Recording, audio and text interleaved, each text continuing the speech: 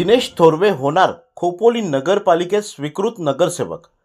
खोपोली नगर परिषद निवडणुकीमध्ये महायुतीने एक हाती सत्ता काबीज करत निर्विवाद वर्चस्व सिद्ध केले आहे. शिवसेनेचे कुलदीपक शेंडे यांनी नगराध्यक्ष पदाची सूत्रे हाती घेतल्यापासून शहरात विकासाच्या नव्या पर्वाला सुरुवात झाली आहे. आता सर्वांचे लक्ष स्वीकृत नगरसेवक निवडीकडे लागले आहे.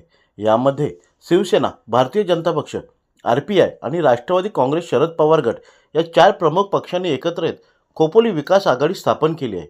या आघाडीच्या माध्यमातून शहरात एकसंध प्रशासन देण्याचा निर्धार व्यक्त करण्यात आला असून स्वीकृत नगरसेवक पदासाठी दिनेश थोरवे यांचा उमेदवारी अर्ज खोपोली नगर परिषदेचे मुख्याधिकारी डॉक्टर पंकज पाटील यांच्याकडे खोपोली विकास आघाडीतर्फे सादर करण्यात आला असून यामध्ये शिवसेना दिनेश थोरवे, भारतीय जनता पक्ष अश्विनी आत्रे यांचा अर्ज दाखल केला होता.